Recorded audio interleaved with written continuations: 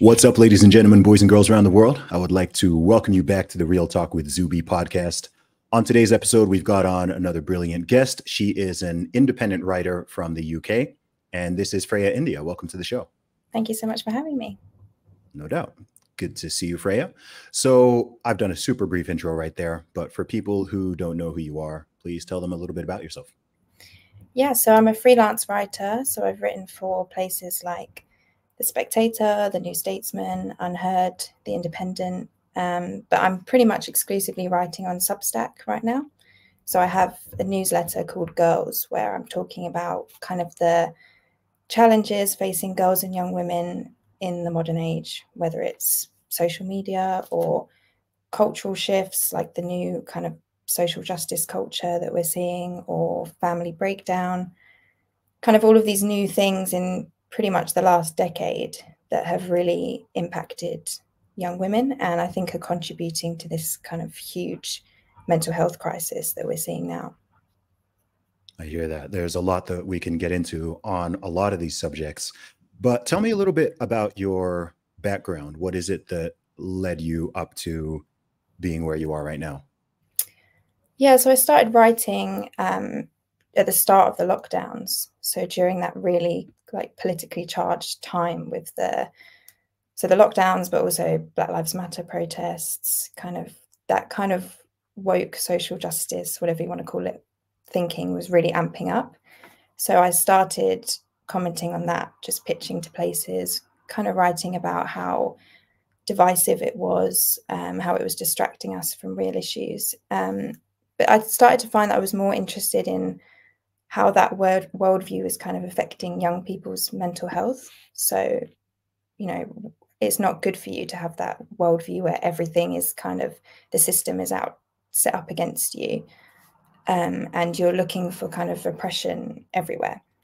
So I got into writing about mental health, and then veered off from that into Gen Z's mental health crisis.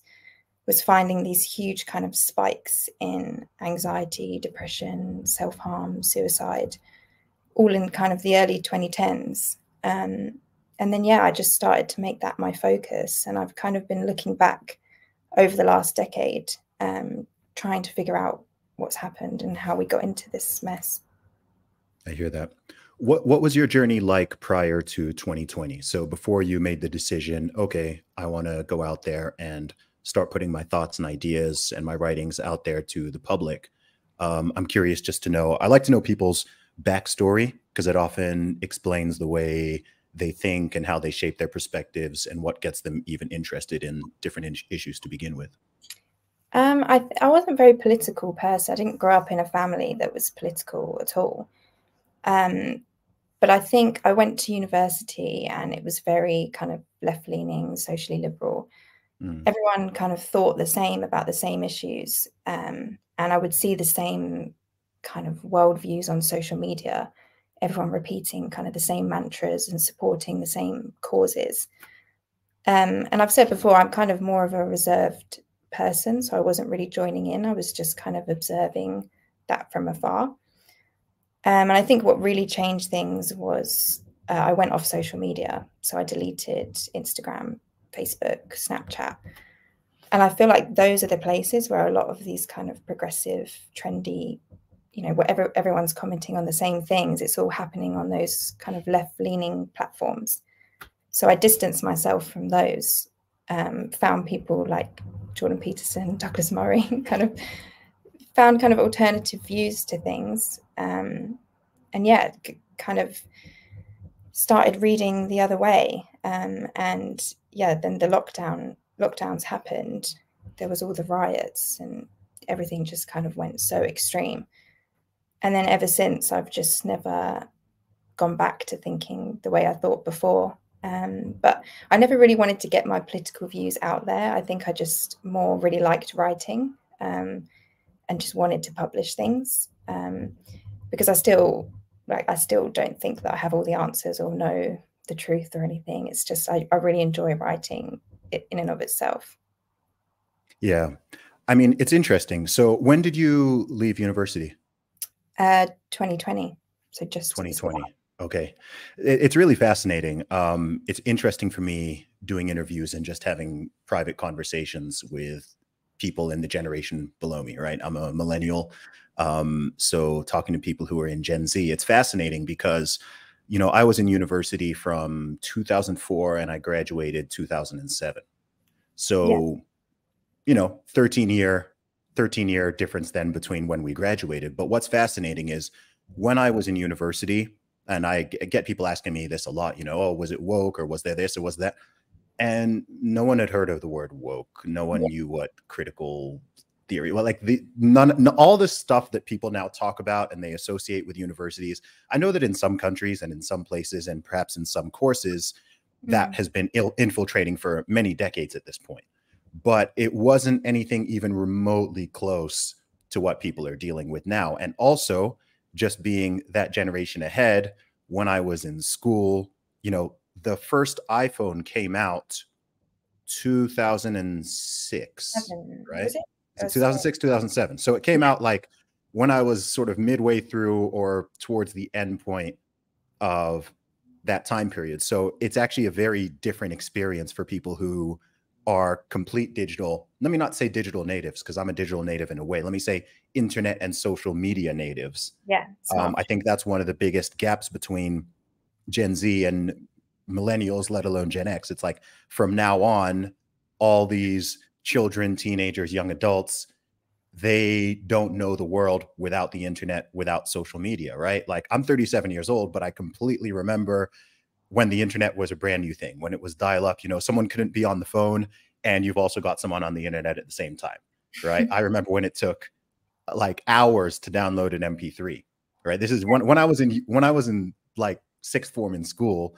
If you wanted to download an album, you'd let it run overnight because that's just how long it took. You couldn't exactly. You couldn't stream videos. There was, you know, we had MySpace. Facebook launched not worldwide, but it launched. I was actually in the first university in the UK that it launched into back in 2004.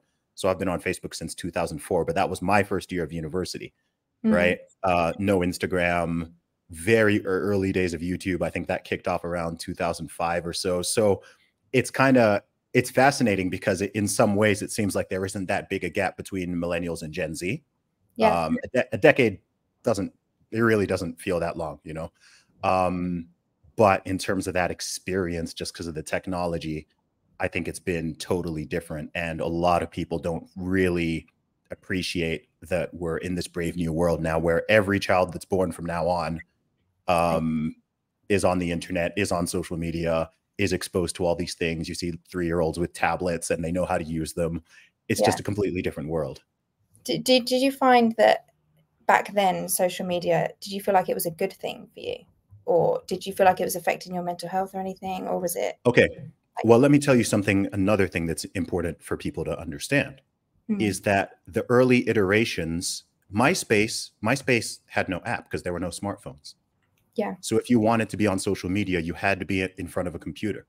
All right. Yeah. And people don't, the idea that you walk around with a computer in your pocket with internet connection at all times, that's also new. So it's not just the internet, it's the fact that people are walking around with it all the time. So early MySpace, well, all of MySpace, it's a website, right? It's not an app. You don't have a smartphone. You don't carry it around with you. Yeah, similarly, Facebook. If you wanted to go on Facebook, it's like, okay, let me go back to my dorm and check Facebook. There was no news feed, right? It was just profiles.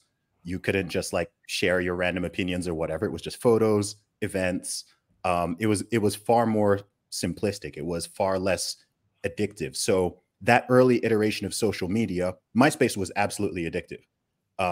But if you wanted to be on it all day, you had to sit in a room all day. Whereas now people just walk around with these things. They've got notifications, news feeds, infinite scrolls. When I started on Facebook, there was no, there was also no wait, there were no likes. There were no likes either, right? So there wasn't the idea that, you know, you could like something and then there's this sort of digital currency that people start competing for. It was all just very, very different. I think from about 2010 onwards is when we've really seen the shift. I think the biggest shift was algorithms, which was, I think most platforms got algorithms 2015, 2016 was when they started to change it from kind of like chronological content that people are posting to we're going to track what content you would like to see. And that, I think, is when social media got so toxic, because it became, you know, they can track your personal insecurities and vulnerabilities and then serve you more of it. Whereas before it was very, yeah, I remember the early days of Instagram when I think it came out in 2010. No, yeah, 2009, I think. Yeah. And it was kind of wholesome. It was just like people would post pictures of them at like the beach or their dog or something. And it was just in chronological order of just your friends. And I do remember it shifting when my feed went from just what my friends were up to like very specifically becoming what I want to see or what I don't want to see, like played on my personal profile. I think that is the huge difference in terms of mental health and how it affects you. And then they added stories because Yeah. Snapchat was popping, so they added Instagram stories. And then Yeah. TikTok has been popping. So a couple of years ago, like 2 years ago or so, they've added Reels. So yeah, the experience is totally different. And just the fact that people are carrying it around with them, almost everybody at all times has their phone within arm's reach. We're almost cyborgs at this point, right? If you don't have your phone within arm's reach, you're probably in the sort of 20% of the population, right? People get anxious. It just not being there. So I'm curious to know, Freya, during your university time period, what was it like for yourself and for the other young people around you? Just what was that experience like being in university and having all this technology available? I think my university experience was very different to kind of what was sold to me. I feel like the perception of uni is that it's going to be wild and it's going to be you're told so much, it's going to be like the craziest, best years of your life, which I'm sure it is for a lot of people. But I feel like the time that I was at university, a lot of this technology had already started to affect people and the way students interact with each other. And, you know, I wasn't at uni. I just left when the lockdowns hit. So I didn't have any of the kind of remote learning or anything. But even before that, I just had a sense that people were very distant from each other. And there wasn't much of, I don't know, I feel like older generations' experience of uni was very different. Whereas this it was very hard to kind of connect with people, to make friends. It seemed like people were less interested in kind of drinking and going out than I thought they would be. So my experience kind of led me to think more about, you know, what's different about Gen Z. And I've heard actually from academics now saying that it's getting even worse. Like younger people are getting more socially anxious. They're not kind of meeting up, going to events at uni. They're just kind of sat in their rooms. And obviously the remote learning makes that even worse. So I feel like university culture has changed a bit as Gen Z have become more dependent on technology. Like I remember sitting in lectures, if you got to a lecture early or a seminar, and everyone's on their phone. So they're all waiting for the lecturer to come in and no one's speaking or even looking at each other.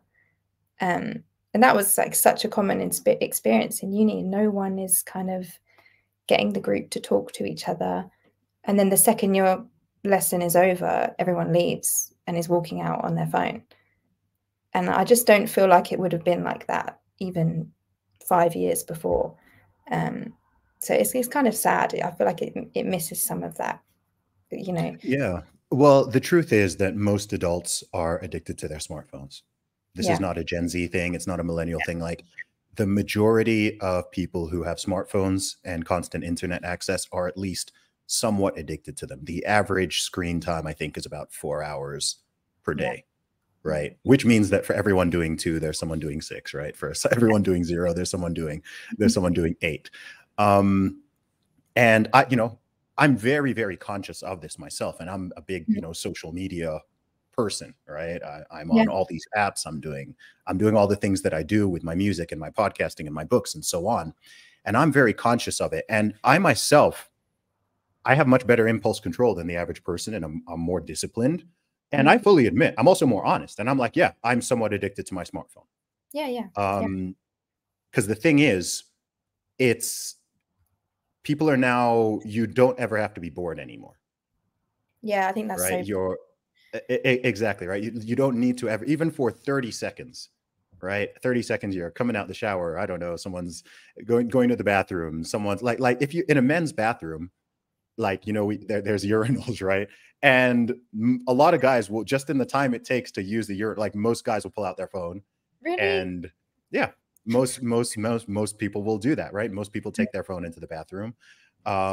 Most people have it on them all time. Any lull, you're waiting in an airport, you're on Yeah. a train, you're waiting for a bus, what you just said at university.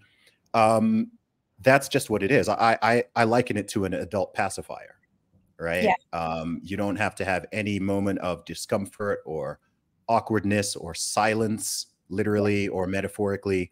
There's just always this distraction, and it takes a very conscious effort to break that. For me, if I'm by myself and there's nothing going on, my sort of parameters are like, look, if I'm just by myself or whatever, I'm sitting on a train, I'm waiting in an airport, I'll pull out my phone, I'll be doing whatever. That's the time I'm tweeting and I'm doing all my stuff. If I'm talking to another human being, if someone else is in my presence, I will not be on my phone. I will Yeah. not be, and I Same. turn all my notifications off. Otherwise, I'd just be getting pinged all day long. So for me, those are the boundaries. And then every Sunday, I take completely off at least Twitter, sometimes social media as a whole, and I have that reset. And oftentimes, when it comes to Monday, I'm actually a little bit reluctant to log back in and start posting, because as soon as you open that, the floodgates open up again. No, I think that's so true about the discomfort thing. I think especially for Gen Z, like we can get out of any awkward silence or moment of boredom instantly, and that's all we've ever known. And so, like I was saying, if it's two people in a room who don't know each other, they can diffuse the awkwardness by pretending there's something more interesting on their phone. Whereas a few years ago, you would have to speak because it would be so awkward. One of you would have to try and say something.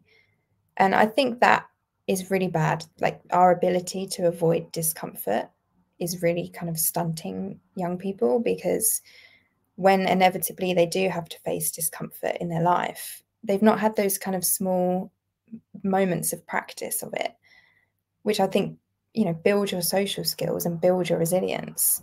And then if you do need to strike conversation with someone, you haven't practiced it. Like I read a statistic this week about the amount of young men who've never approached a woman. It was like 45% or something have never tried. And I think probably a big part of that is, any kind of moments of discomfort, awkwardness, they could have just used their phone. They've never had to practice that. I'm going to try and talk to someone. It's so sad.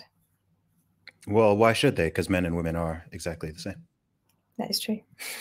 This is what I've been taught. So, okay, this actually leads into something interesting. So, when it comes to your generation, and of course, this is going to be based on your experience and generalities, but how do you think this evolution or devolution, this change, how do you think it's differently impacting males versus females?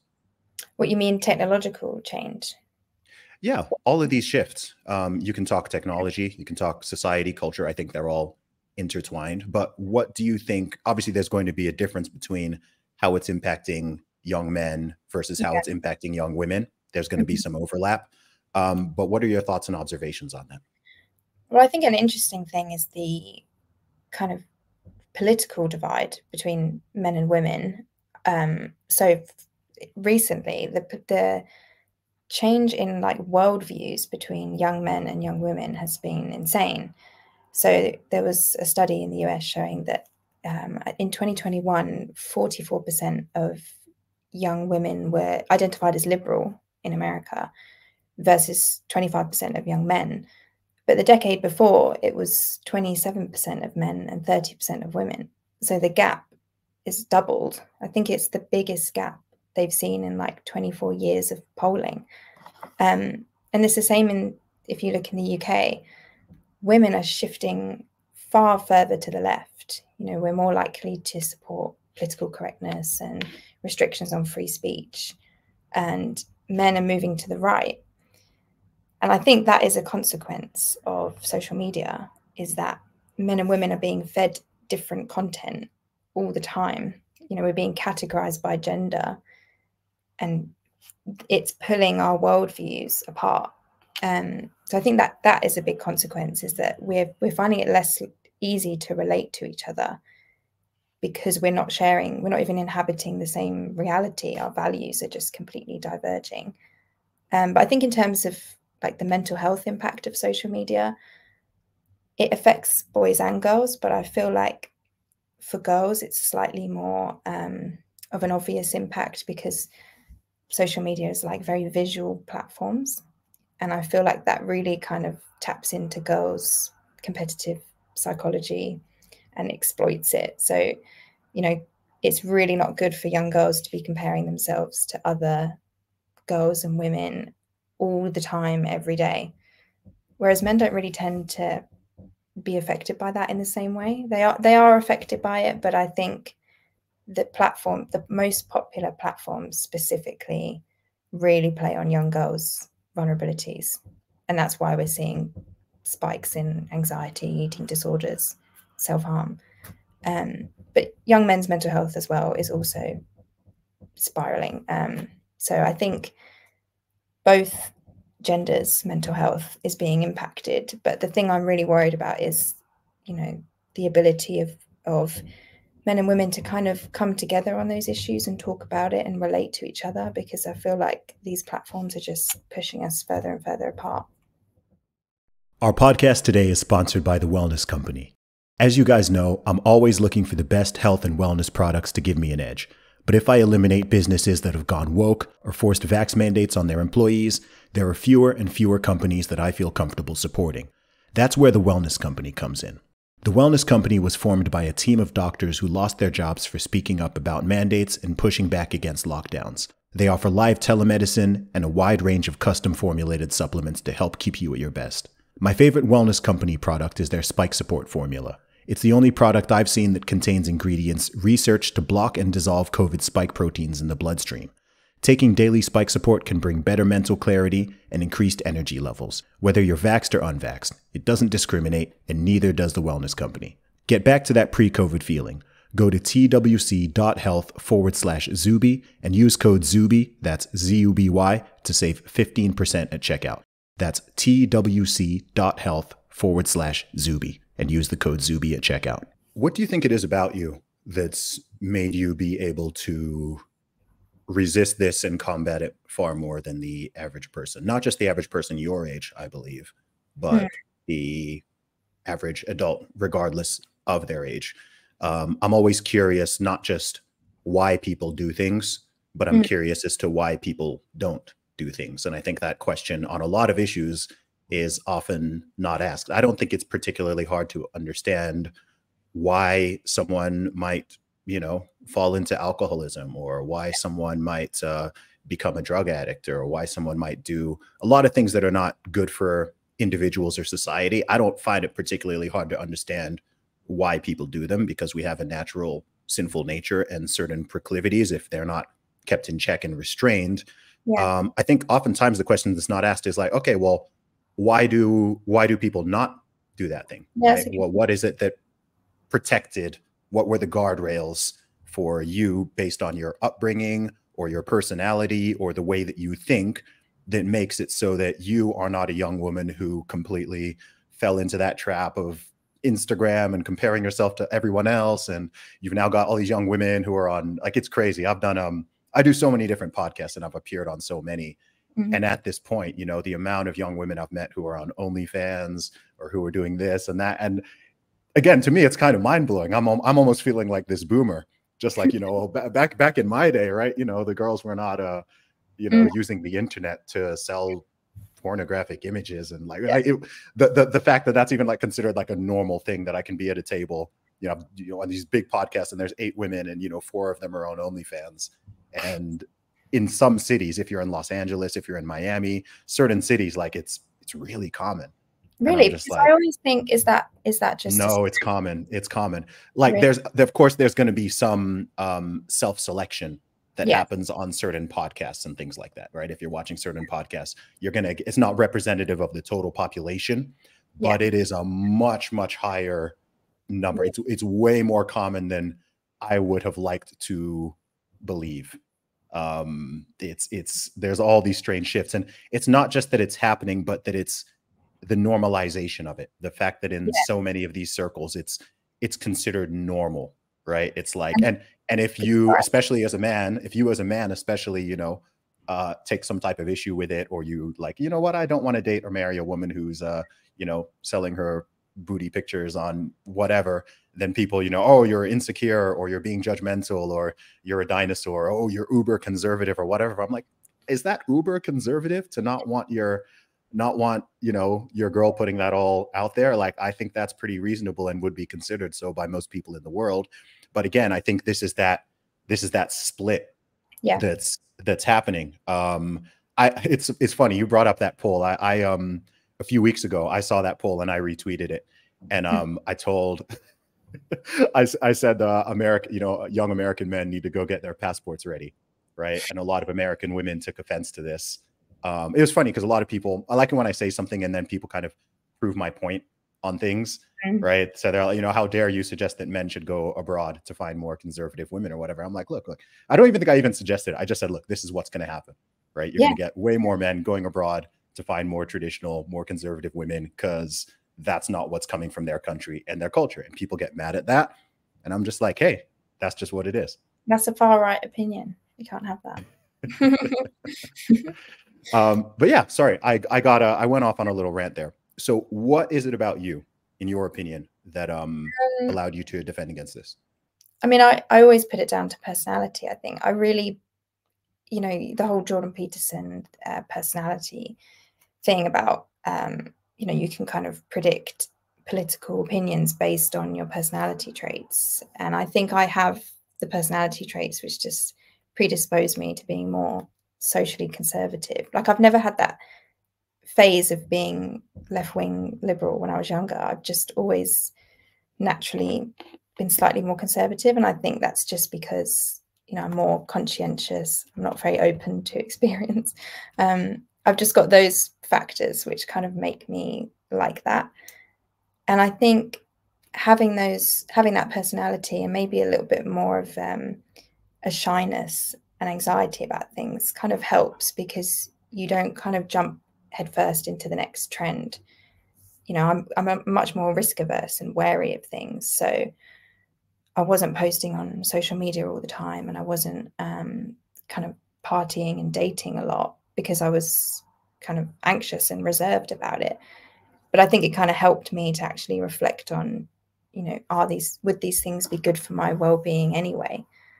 And I think it's kind of unfortunate because a lot of these trends in society that are not very good for women's well-being, they're glamorized so much that if you're like a really extroverted, sociable young woman, you're obviously going to be drawn to them because they're like the fun side of life. And, you know, the conservatives online who are kind of talking about these traditional values, it's just not as sexy. It's not as fun. If you're kind of a young girl in the kind of prime of your youth, I don't think you're going to find that as appealing as what the mainstream is selling you. So I do think it really comes down to personality. But I do think there are a lot of women who are resisting these things, but we don't see them or hear from them because they're usually not on social media all the time because of their personality. Yeah, there's a natural filter and self-selecting bias with all of these things that can cause a lot of issues. How much do you think your upbringing plays a role in this? Yeah, probably quite a lot. I just lived with my mum and my brother, and we had quite kind of like an insulated life. Like, we just spent a lot of time together, a lot of family time. And I wasn't really the type to go on loads of sleepovers and go out with friends all the time. So I think I developed a bit of an introversion, which again kind of protected me from a lot of this stuff in mainstream culture, because I just preferred to be on my own and kind of observe other people. So I think that helped. But I also didn't have a very political kind of upbringing. So I wasn't, you know, my family didn't go to university. I didn't have like a real educational background. Whereas a lot of young girls who become like really woke or socially liberal, as they get older, I feel like their parents went to university and they were in that environment, and those views are just kind of normal in their household. Whereas I kind of had sort of a bit of a blank slate with it. You know, my parents were not political, and they just kind of let me explore and think about what I really believe, which I think is a big privilege. You know, they weren't trying to enforce a worldview or a moral value system on me when I was younger, and that really helped. That's interesting. Does faith play any role there at all? I don't know your personal No, views and experience on that. No, my family's not religious at all. Okay. But I consider myself, it's a bit cringe and everyone says it, but like a spiritual person. I know it's so cringe. That's the Gen Z woman answer. Yeah, no, but like I'm far more interested in religion and far more open to it than the rest of my family. But I think that's through kind of exploring different political opinions, and then people like Jordan Peterson, he was kind of like the gateway drug for a lot of people into Christianity. So I'm exploring that a lot more. But yeah, no, I didn't grow up in a religious household. Okay, no, it's interesting because the thing is, all these things are connected. And I noticed something there's a lot of weird things I notice in our modern society and certain dialogues and narratives, which is, there's a couple of them, and a few of them have come to mind as you've been speaking. Some people may find this first one controversial. One thing I have certainly noticed is that modern Western society is very afraid of / hesitant to correct women in particular. Yes. Yeah. Yeah, I would agree. We're not shy about correcting men and boys, but when it comes to correcting bad behavior in women, it's always, people want to jump down your throat or say that you're being misogynistic or you're being unfairly judgmental, or, you're being mean, basically, right? If a woman is selling her body on OnlyFans or is, straight up, doing pornography or whatever, and someone is like, yeah, that's bad, or even just says, yeah, I don't want to be with a woman like that. Or if a guy says, yeah, I don't want to be with a woman who's, slept with every guy on the block or what, it's, oh, or you're insecure, you're shaming her, you're like, it's very odd, right? I think it's very clear, women can be very clear and public with their preferences with men. They can come out and say, hey, I want a guy. It might even be completely diluted. I want a man. I'm only going to be with a guy who's 6'2" plus, and he earns like $250,000 plus a year. And he's amazing. And he's got a 6-pack and he's completely loyal. And he's, and it's like, yeah, you go, girl, you deserve that, right? You're a queen, don't settle. Don't settle, girl. Don't settle. Right. And then a man is like, yeah, I'd like a young woman who's pretty and sweet and, will cook me a meal and be kind. And it's like, oh my gosh, why don't you get a dog? Right? Why are you trying to, you want her barefoot and naked, you want her barefoot and pregnant. And it's very odd. So that's one thing I've just generally noticed.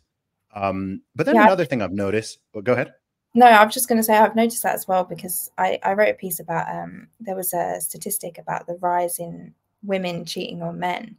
So like since 1990, the number of women cheating on men has risen by like 40%. It was a study like that. Interesting. And the article framed it as like progressive, like it was like reparations, where they were saying like, it's women reclaiming their bodies and their power. And the whole thing was like, oh, it's forgivable because you're female and we've faced oppression before. So now any bad behavior that you display is acceptable. Yeah. Which I think is such a disservice to young women themselves, because we need to set some actual guidance of this is not good for your well-being or other people's, but instead we just say, oh, whatever you do is empowering and we'll support it. Yeah, it's crazy. I find this is not me trying to even remotely sort of play the men or the victims card or whatever, but I have noticed a trend both in left-wing circles and in right-wing circles of always putting the responsibility, accountability, and blame on men. Yeah. Like no matter what the situation is, no matter the circumstances, right? Somehow it always comes back to the man, right? If a wedding goes wrong and people get divorced and the man gets screwed over or loses, oh well, he should have picked better, Yeah. right? Mm. If the woman cheats on the man, well, you know, he was probably abusive, or he was emotionally, you know, unavailable, or he was this, or he was like, what did the man do wrong, right? Obviously, if a man cheats, like, you know, the man did wrong, and no one has a problem with saying, yeah, no one, if a man cheats on a woman, no one is going to be like blaming. Well, no, like it's far less common someone's going to blame the woman. It's like the man is a scumbag. He did the wrong thing. He broke his vows. Whatever. If a man impregnates, you know, impregnates a woman, people like, you know, well, he should have, you know, and now he has to pay child support and he's on the hook for that. It's like, yeah, good. He should have controlled himself. You know, be careful where you put your thing. Whatever. If a man goes out and says, yeah, a woman should be careful with you know, what, you know, the men that she's sleeping with, or shouldn't be getting knocked up by random men she's not committed to or married to, or what, it's like, you're how dare you? Yeah, how dare you, right? And it's so fascinating how in all these conversations it's always lopsided, right? It's just always lopsided. Do you think some of that is natural? Because I find myself doing that sometimes, where I just feel like if I'm talking about young women, I'm like, okay, we have to think about how they've been raised since they were little girls with this culture, and it's led to this. And I feel like, is that because we have empathy for women? We care for women emotionally more. I wonder if some of that is natural. Absolutely. Yeah. And men themselves, men have a natural, hard-built thing to protect women and children. Yeah. Yeah. Right? Women have an instinct to protect children. Men have an instinct to protect women and children. Yeah. And that's not something that's inherently bad. And it's something that's always been recognized. But, you know, man, there's so many interesting things we can talk about, because I have so many thoughts on this subject. I think one of the big problems that we're sort of experiencing right now in the Western world is we have one foot culturally in traditional Christian, conservative values and ways of doing things, plus our natural biological hardwiring. And then we've also got this foot in this totally secular, hyper individualistic, very narcissistic and selfish, just whether you're a man, whether you're a woman, just live for yourself, do your own thing. Everything's about you. It's me, right? No sacrifice, no honor, no duty, right? The idea of duty has gone completely out the window, but people kind of like pick and choose based on what they want, right? So, you know, it's interesting. You talked about that thing of 45% of young men having never approached a woman. Yeah. Okay. So when it comes to something like that, or when it comes to paying a bill, or when it comes to, you know, who pays for the meal, or who asks the person out on a date, who proposes, all these things, it's all in the traditional world. The expectation is the man approaches the woman, the man initiates, the man proposes, the man provides, the man pays for the meal, whatever it is. Even the most hardline feminist wants the man to pay the bill when the check comes. Okay. And so there's that foot, and, you know, men. So there's this attitude of chivalry, right? What, you know, there's this attitude of chivalry. But then at the same time, when it's not convenient, people throw that all away, and men and women are identical and they're exactly the same, and they should be like everything. And I'm just like, look, these things do not. And I think it's very deranging for people. I think there's a lot of young men growing up right now, and to me, this is obvious, and they don't know what their role is. They don't know. They're like, wait, am I supposed to take this traditional protector, provider, presider role and be chivalrous and recognize that women are the weaker sex and there's certain expectations, and I should be protective and defensive, and I should hold open the door, and I should open, like, am I meant to do that? And I do pay for the meals, and I do, like, am I meant to do that? Or you're also at the same time being sold the narrative that, like, well, actually women are totally independent. They don't even need you. They don't need no man, right? You know, boss girls, you know, city girls, we up, like that. So it's like, I think for a lot of young men now, especially given that you have so many young men now growing up without proper father figures or fathers themselves. And I think I know this because I speak to these guys, and there's so many people who are just like, I don't even know what I'm supposed to do. For as much as people can criticize the way things used to be historically, or the way things are around many parts of the world, most of the world, it was always clear throughout all of human history what your role is as a man and what your role is as a woman.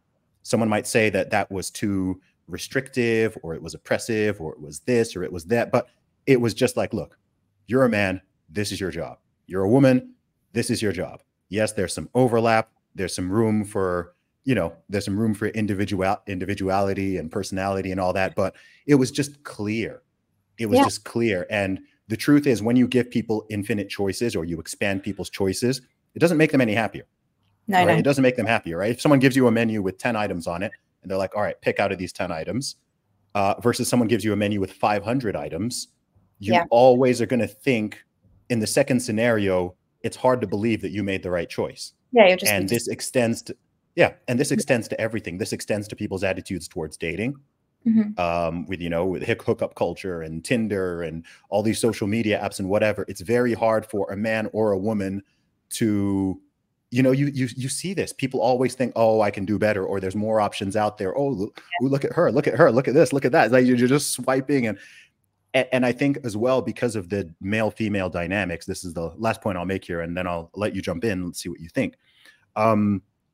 I've noticed, and again, people are so hesitant to talk honestly about these things, but something that a lot of women don't understand, and I've explained this to some young women before, is that just because a man is sexually interested in you does not mean he's interested in having any type of serious relationship with you. Yeah. So I think oftentimes young women will see all of this like literally thousands, sometimes tens of thousands, sometimes millions of men who are giving them attention online. And they think, oh, I have all of these options available. The truth is, out of those thousands and thousands of men, it might be like 10% have like any sort of serious potential intent or idea or whatever. Like men are horny, men are thirsty, right? Like men are it's how males are wired. But I think that people have this illusion that they have infinite options and possibilities and whatever. And so as well, go ahead. Unlimited time to explore. Like, I think, oh, as soon as I want to settle down, I'll have the option. Whereas maybe, like you said, maybe a lot of the men who are interested in you are not interested in settling down. So, but like you were saying about men not knowing how to behave dating, I think a lot of women don't know how to behave either, because we're kind of getting two conflicting messages. Whereas, there's some people saying, oh, men want a really sweet, kind of quiet, traditional woman. But then you're getting messages from culture saying, no, you have to be independent, otherwise you're going to get your heart broken. You have to be kind of more emotionally detached.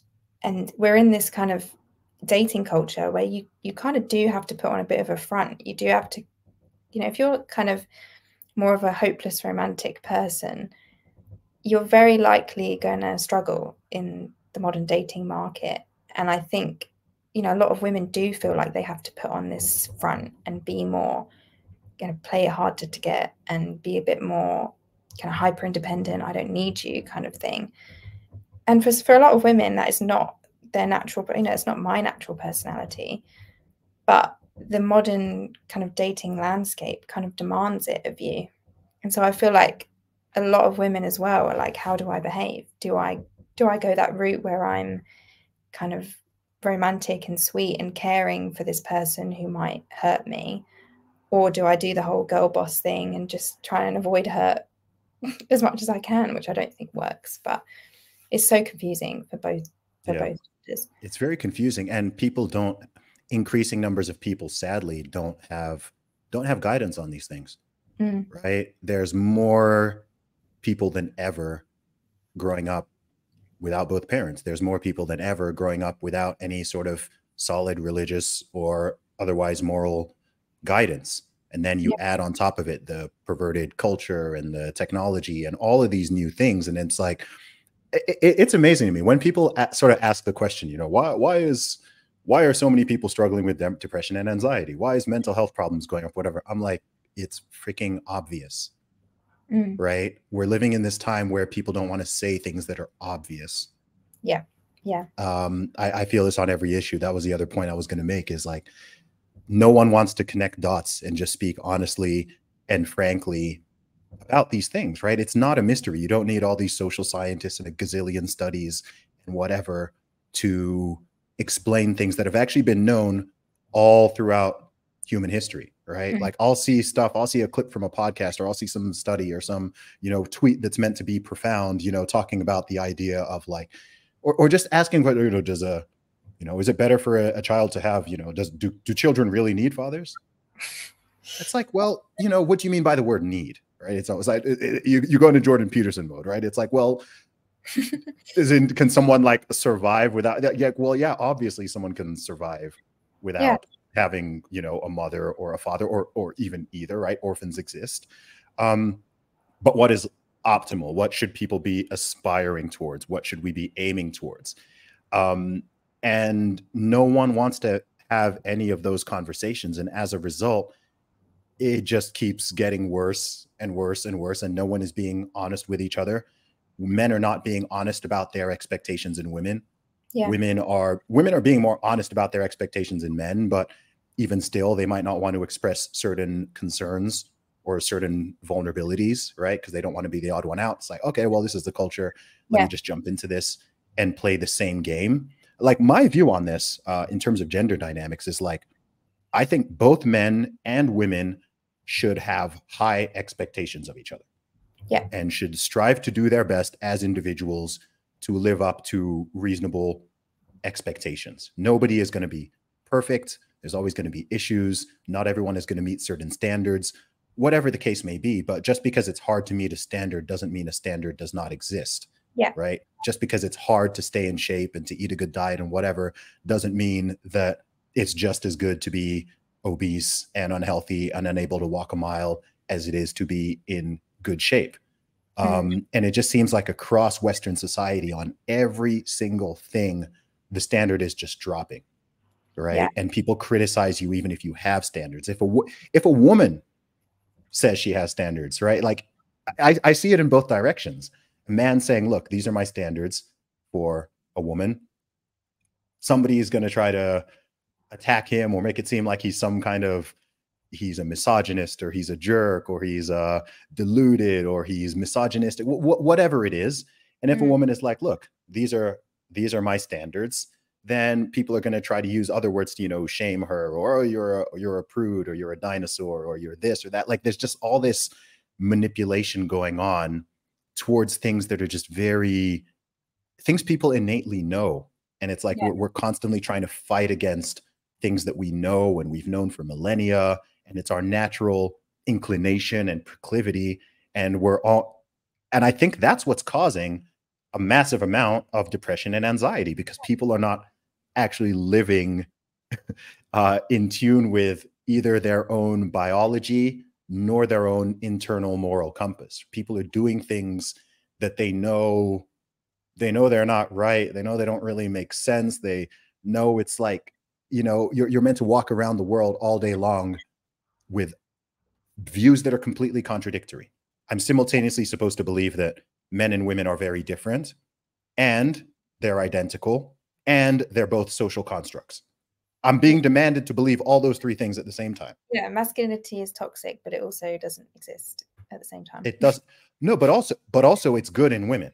It's bad in men, but it's good in women. Yeah. Oh, if a woman is empowered, she's toxically masculine. She's got all of the toxic masculinity traits. She'll be like hyper promiscuous, super independent, aggressive. Yeah, that's but yeah, I think I wrote a piece recently about some of this stuff, like gender discourse online, and you know, I was kind of thinking a lot of these people who are driving these debates are probably the people who've been most hurt by relationships in their life, because they're saying the most extreme version 100%. Of the take.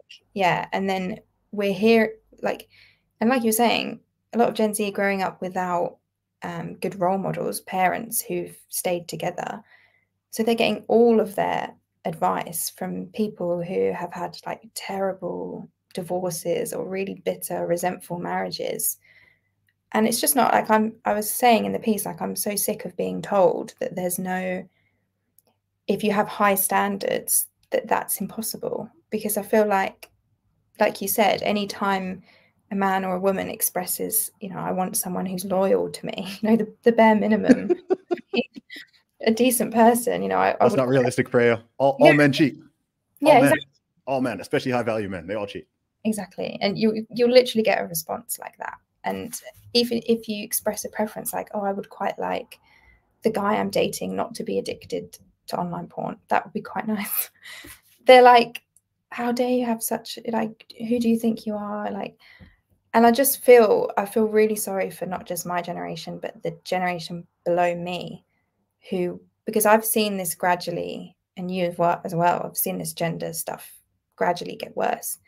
But they're going to go straight onto TikTok and get served the most extreme content immediately, maybe even before they've ever spoken to a girl or a boy or tried to have a relationship. They're going to be on like Reddit forums seeing the most bitter, resentful people tell them about men and women. And yeah, it's just, I really do feel like it amplifies the people who are really wounded, and we're taking that and making it our worldview when it's just not. You know, there are good people out there who, and there is still romance and loyalty, but we're just not seeing it. Yeah, misery loves company. I've very much seen that. Look, it does make complete sense on everything, right? This could be religious, this could be political, this could just be social views, whatever. It's always been the case that people want other people to think like them. Yeah. And there's not something that's sort of inherently wrong with that. I think in regards to what you're talking about specifically, one of the big problems with social media and even all of these podcasts and YouTube and all that is that, look, when we're talking about, say, male-female relationships, the vast majority of happily married and functional couples are not spending tons of time on Twitter and Instagram and podcasts and whatever. And if they are, they tend to be quite private about their social lives. Even if you think of the biggest social and cultural commentators out there, or lots of, you know, the celebrities that do have functional marriages and whatever, they tend to be quite private about their private life. Yeah. And there's a good argument that they should be. But the downside of that, if you want to call it that, is people then only get the one side, right? They're getting one side of the story, right? They're hearing from all the people, as you said, that it didn't work out, or, you know, the women who got hurt by guys, the guys who got hurt by girls. You know, you see certain people going on certain rants, and there's almost that cliche response of like, who hurt you, bro? Or like, who hurt, you know, girl, who hurt you? And it's true though. Like, it's true. Like, I see certain things, like some of the feminist rants I see, or some of the red pill rants I see, and I'm like, this person has very, very, very obviously, sadly, been really hurt by someone. Like, their ex screwed them over. Like, they've clearly had bad experiences, but then they take that and they extrapolate it across the general population. Well, it's almost like a defense mechanism, because if you say, if you turn that hurt into a whole worldview, then you can say, oh, it wasn't because of me. This is just how men are, rather than like dealing with the uncomfortable realities. Someone hurt you. You can then say, actually, all women are going to get hurt. But yeah, I've noticed it so much. Like some of the most prominent influencers on this, if you kind of go back through their history, they'll have some kind of story, some kind of horrific story of being hurt, and have kind of like turned that into their personal brand. But you know, it's just so many people taking them seriously and thinking and having such a negative view of dating and the future. And I've written about kind of like the narrative of marriage, for example, that's served to young women. The mainstream culture is just like, delay it as long as possible if you're going to get married. If you do get married, it's going to be a threat to your kind of personhood and your self-actualization. You know, your finding yourself is going to end the second you get married. Like, there's all those TikToks, I don't know if you've seen, of like women putting on a wedding ring and then they're suddenly washing up and hoovering. All those things that you don't have to do, like, as a single person, right? Yeah. But that's kind of like the dominant narrative. Like, and girls and young women are just hearing that. There's not, like you said, the healthy marriages, people with good relationships with their wives or husband. They're not talking about it because they're busy working on their relationship. doing things that actually matter. Yeah. And then on the male side, there's the exact same thing. The messaging is a little bit different, right? But both sexes are being put off, the opposite sex in general, but particularly long-term relationships and particularly marriage.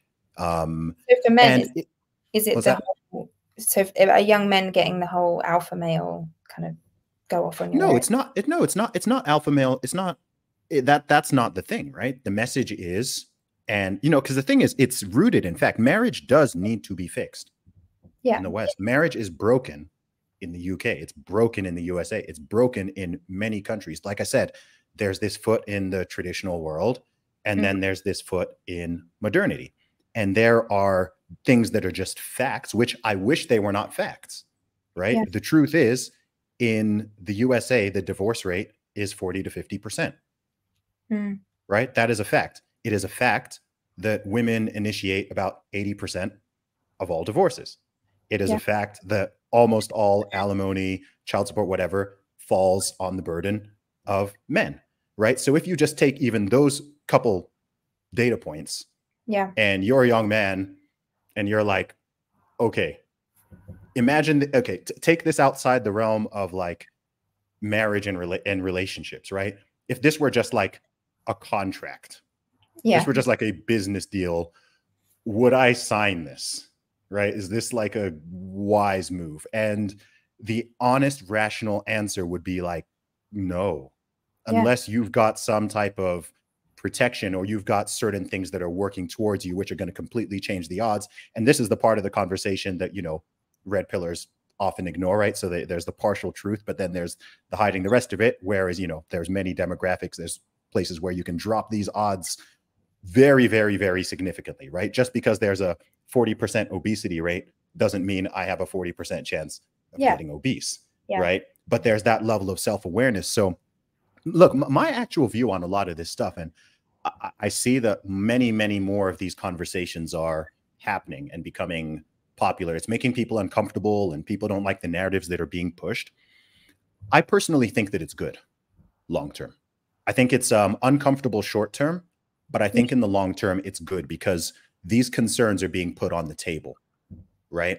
I think I don't really like the idea of like hiding facts and information from people so that they make the decisions you want them to. It's kind of like what they did in the whole pandemic, right? Rather than just telling people the truth and giving people real data and real statistics, let's just hide it and whatever so that they do and comply with the things they want them to, right? So there will be people who get upset that I even sort of said some of those statistics, right? Oh my gosh, I can't believe Zuby said that, 40% plus of marriages end in divorce and women initiate the vast majority of them, right? You're not supposed to say that, Zuby. I thought you were pro-marriage. I thought you were a Christian. I thought you were a conservative. I thought it's like, right. So I'm supposed to just pretend that the situation is not what the situation is. I'm supposed to hide facts and data from people. So that you see what I mean? So I don't like that approach. I think you put the facts, the data, the statistics, the concerns, you put everything on the table. You find out what is it that men are scared of or concerned about? What is it women are scared of and concerned about? What are the current laws? Let's have a look at the laws. Let's see if they make sense. Let's look at all of this stuff, right? We can talk about what they're concerned about, but not men. Yeah, exactly. If I tell people that marriage is not a good deal for a lot of men, people get mad at me. Yeah.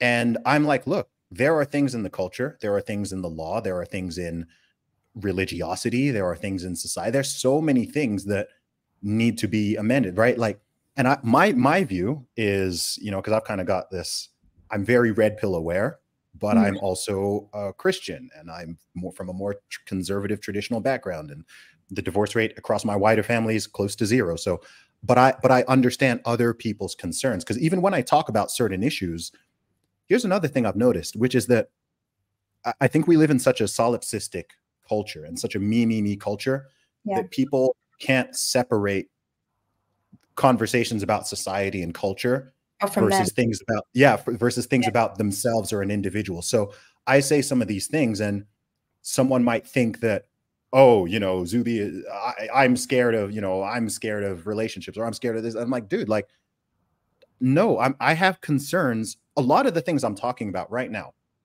I'm like, a lot of this stuff doesn't apply to me, or it Yeah. applies to me to far lesser deal than it applies to the, I'm not in any sort of arrogant way. I'm not the average man Yeah. in Yeah. terms of many things. Yeah. Right? Like I'm not average. So, but I'm like, look, these are the concerns average people have, right? This can Well, be anything. It can be societal, it can be political, it can be whatever.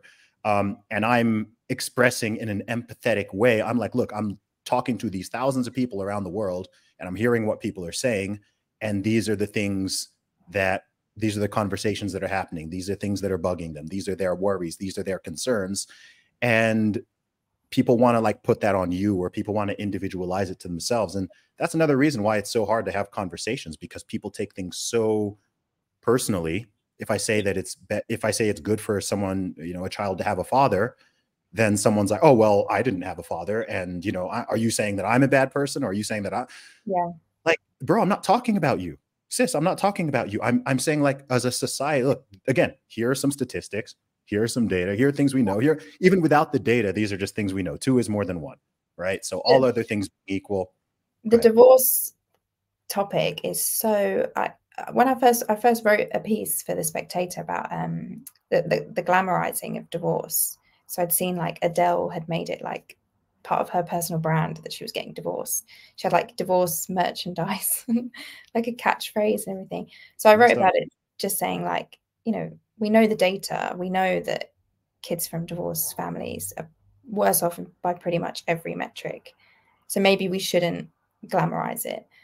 And the response, I've never had such a negative response to anything I've written about before, where people were just like reeling off their personal stories, like, oh, you know, my dad was abusive, my mom was like this, if they hadn't have divorced. But it's like, I wasn't even saying, you know, it should be illegal to divorce. I was just saying maybe celebrities shouldn't glamorize it to young people.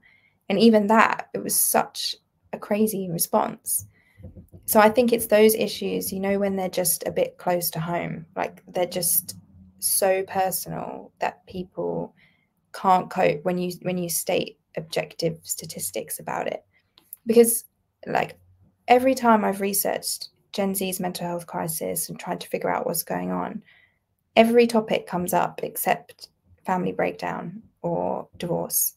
Like all of these big reports, all of these academic studies, they talk about, there was an article in The Guardian recently talking about young women's unhappiness. And they were talking about the cost of living crisis and 11-year-olds, like kind of saying, oh, they're worried about the cost of living, which I Climate get. change. Yeah, Climate like change anxiety. there's obviously working class people are very worried about it, but a specific 11-year-old girl, you know, I would think something like if their mum and dad are talking to each other would be more of an issue than climate change or the cost of living or getting on the housing ladder. Like, but those are the issues that get the attention, because I feel like something like divorce is just too personal. So people just won't go near it. They refuse to. Yeah. And the more common and normalized it becomes, the more people who are directly connected to it, and the more people who take it personally. So yeah, it gets shut down even more. So that's what I mean, where I say that I understand people's discomfort with these conversations. I myself don't like having them. You know, I wish we lived in a much more sane and perfect world, and we didn't even need to sort of think about these things so yeah, much. But I'm also, and I don't want to like black pill my audience, right? I don't want people to listen to things I'm saying and hear, because what people interpret in their brain can be very different to what you're saying.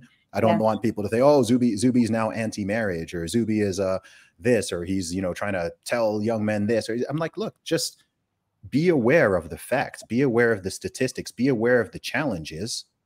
yeah, And then, you know, well, number one, make wise decisions. But like, I can't think of many situations where being kept in the dark is Yeah. better than knowing the truth and the reality, right? It's good to be aware of the challenges and the pitfalls that other people have gone through and fallen into sometimes. And we can learn from all these stories, right? People who are sharing their bad relationship stories or their bad experiences, that can, if you, again, it has to be filtered.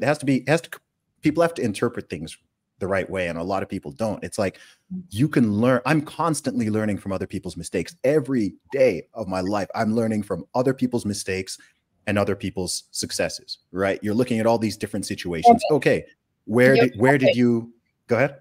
You're not average. Average people, I don't Yeah, but it's like you learn from these things. And it's interesting because, again, we have this fear of accountability. And it's so interesting what you said about you writing that article and getting all that backlash. I've seen the same thing as in these conversations. The thing that women always jump to is abuse. Yeah. Right. Or what about abuse? Some men are abusive, da, da, da. Again, this is not going to make me popular to say, but I wouldn't say this to an actor. I wouldn't say it's to a woman, but I've noticed that in those type of situations, no one is going to be like, well, don't, you picked the wrong guy. Why did you marry a man who is abused, right? Like, oh my gosh, you're victim blaming, you're a misogynist. But again, on the flip side, if a man marries a woman who like is crazier, and it's like, well, dude, why did you marry that woman? And it's like, there's truth on all different angles. We want to have this sort of binary view that this goes so far beyond the gender conversations. On the thing that is actually binary, like biological sex, apparently it's all a spectrum.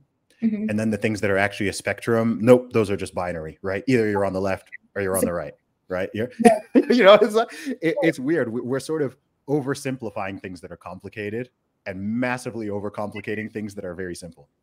Yeah, no, that is so true. Do you think, do you have an optimistic view of marriage, and do you think it's going to kind of swing back? So we have this time where we're already struggling and we talk about it, and then people put in more effort, and that because it's depressing. But I don't know. Do you think marriage can be saved? Well, my first answer is yes. Can marriage be saved? Yes, of course it can. Yeah. This is a thing human beings are very much in control of. We have free will. I've developed quite a few thoughts, and I've actually had my perspective shifted on this thing quite a lot, just from learning more and having so many conversations over the years and thinking about it. I do not think, like my perspective as well is going to come from a more religious and traditional perspective. To me, marriage is a religious institution. It's a covenant. Yeah. Right? It's not just a piece of paper or whatever. And I don't think that totally secular marriage works. I don't think this idea that we can take God and religiosity and Christian values out of everything in society and it's all going to keep functioning works. It doesn't work. I think that experiment has been tried, and I think it is massively failing people. And I don't think anyone wants to admit this because, oh, you're being a Bible basher, or you're, bringing God into a secular conversation. I'm like, guys, some things just do not work if you blow out the foundations, right? So, because all you're left with is like, okay, if I think of marriage from the totally secular perspective, as a young man who is successful, without any religious beliefs or whatever, look, I absolutely think I've reached this conclusion. Again, I'm not happy to say this, but say you've got a young man, especially a young man who is somewhat successful or is on the path to being. If you are not religious, and especially if you're not particularly interested in having children, I don't think there's any good reason to get married. Yeah, I can see that perspective. I can see it. There is no good reason. It's all risk and no upside. That equation is very different if you have a religious faith and or children are coming to picture from the totally secular perspective. It's like, what's the point, right? There's no there's no point. Even from a female perspective, it's like, well, you've got a lot of young women who are like, I'm not even interested in having children. Yeah. It's like, well, if you don't want children, like, why get married? Like, I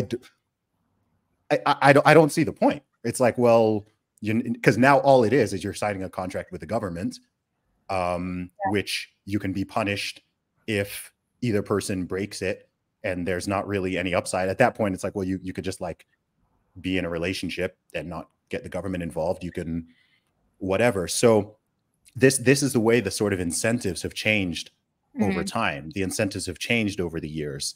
And I think both on the sort of traditional conservative side, people don't generally want to address this properly. And then on the sort of totally secular side, people don't want to address this properly. And it's all just messy. So I think it can absolutely be fixed. I do think certain laws, I think the laws need to be changed. Yeah. I don't think the laws are fair. The laws around divorce and child support and all that in many Western countries, they're not fair. They're biased against men. The courts are biased against men. Anyone who's honest is going to agree with this. Like divorce lawyers themselves are going to agree with this. It's not fair. So if you're going to have this, and then you're going to have no fault divorce where nothing even needs to fundamentally go wrong or anyone breaks the contract or whatever, and at any time you could just be like, you know what, I'm bored, I'm not happy. I met somebody else, the little secretary, my young secretary's looking hot, or, oh, the pool boy is fit or whatever. And you can just, to me, it's a bastardization of the entire institution. It's like, well, what even is it at this point? Like, it's just. Well, I think of it, it's almost like become part of consumer culture, where your partner is like an accessory to you that is there to kind of support you in your journey through life. And the second that you find something better, you can just dispose of them. And like I've seen people like talk about their divorces and kind of the language they use. Like Adele said, "Oh, I'm not miserable," but she literally said, "I'm going to voluntarily dismantle my child's life in pursuit of my own happiness." Like she literally just, wow, she was honest. That sums it up. That sums up the culture. Yeah. And because people viewing it like, an accessory to your own self-actualization, and the second that your partner threatens that in any way, threatens your true calling or identity, then you can dispose of them and find a better option. And so I do agree with you. I think there's something about marriages in secular consumerist societies, especially like now you consider Gen Z, who've grown up on dating apps where they literally just swipe through people, block people, ghost people, like treat people like a catalog. Yeah, just like products. How on earth are you supposed to have a meaningful, committed relationship where you stick by them, even if they're getting in the way of your own? Because that happens sometimes in a relationship. You'll have like ups and downs in it. And I just think I'm quite pessimistic about it. I can't see how marriage can be saved. I just think it's the culture. Is just do you know what I think? Do you know what I think will happen and perhaps should happen in the long term? Is I think it'll actually move back to, and I think there's some elements of this already happening, because what's happening if you look at the stats is marriage rates are dropping, but divorce rates are also dropping at the moment. But isn't that people live together and they split up? Well, yes, but I think what's going to happen is the people who are getting married are going to trend back more towards people who do have a religious faith, and people who are traditional and whatever, and people who are more secular are going to over time realize, actually, we don't need to get the state involved. We don't need to actually get married. We can just cohabit and even raise a family and whatever, and not deal with all that stuff. And I actually think that if I put myself in both framings, that actually makes sense. I'm a person of faith. But if I were not, the conclusions I would reach are different to those that I reach as a person of faith, right? If I'm getting married to a woman and she is my wife, like those vows are serious. This is a vow not just between me and this individual and our families. I'm making a promise to God here. Yeah. Right. Yeah. I am saying, look, we are coming together. We're going to do this, richer or poorer, sickness and health, whatever goes on. We're going to have children. We're going to bring, like, this is a real commitment. This is not just hey, I like you and I think you're hot, and Yeah, let's for now. give this a shot. And if Yeah. it doesn't work, we'll just dissolve it all and walk away from it. You know, hopefully the kids won't be like there are people who approach it with that second viewpoint. And I think if you're going to approach it with that second viewpoint, I'm like, just don't do it. You know, Yeah. don't do it. You know, I'm where I differ with some of the traditional conservatives, many of whom I know, is they're still very much in the mind frame of pushing marriage to everybody. Everyone should get married, right? Every man, every woman should get married. I don't agree with that. I don't Mm. agree with that. I think there are people who, you know what, based on your personality, your worldview, your proclivities, like, you know, if you're a man and you cannot keep your, you know, you can't keep your second head under control, and Mm. you just cannot resist the urge to sleep with multiple women and don't get married, bro. Yeah. Don't do it. What, like why? If you really, really, if you genuinely cannot keep that under control, no matter how beautiful your wife is, no matter what, like, then just don't get married. What's the point of getting married and then causing all this ache and the heartbreak and this, and, you know, just causing all of this damage? It's like, you know what? Just go be single. You can even date long-term, you can do whatever. But if that's the way you're wired and you're not doing anything about it, and that's your worldview, I'm like, just don't do it. And Yeah, it's the same that's, with women, I suppose. Like, if, I agree. I yeah, agree. And it might, look, if you want to just be like this, you know, super independent boss girl, and you're terrified of the idea of, you know, submitting to a man, or tying, you know, intertwining your lives together, and or you're not even interested in having children or what, I'm like, okay, you know, that's, you're an exception. You're going to be in the minority, but it's not a tiny minority. It's a significant one. We're talking millions of people. And I'm just like, you know what?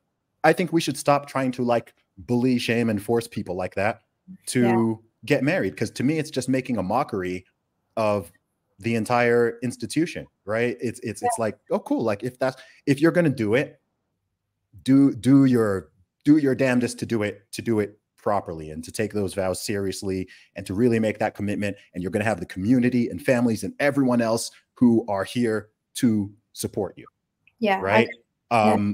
That's the way I look at it, right? Go hard or go home. Do it properly, or just don't Yeah, because bother. otherwise marriage gets so diluted. Like, I saw a video of some wedding vows the other day, and they were like, it was something like, I promise to love you as long as you make me happy, or something. And it was just like, if that's the basis you're going, if happiness is the basis for, you know, a decades long relationship, it's never going to work, because then no one's going to make you happy all the time. And I've seen like tweets and TikToks from like, you know, like those therapist people kind of saying, oh, you know, marry as long as, you know, we should have marriages, but you can have like every few years you can talk about whether you want to leave the contract, and like making it like a HR type deal. So this, exactly. So if your head is already there, if that's your worldview, I'm just like, don't do it. Yeah, that's What true. is the benefit of being married versus just having a long-term relation? Because all you're doing at that point is you're reducing marriage to long-term dating, right? Yeah. You're just saying there's no difference between long-term dating or a long-term relationship and marriage. And if that's your worldview, I'm like, okay, so just do that. The truth about marriage, again, to me, it's got two primary purposes, right? It's a religious covenant, and it's about children. Yeah. Right. Yeah. If we are going to bring children into the world, if I'm going to become a father, if a woman's going to become a mother, what is best for the children? The best thing for the children is the parents are solidly together. The family is under one roof. The man and women are committed to each other for life. It takes many, many, many decades to raise fully healthy human beings. So this is the purpose of it.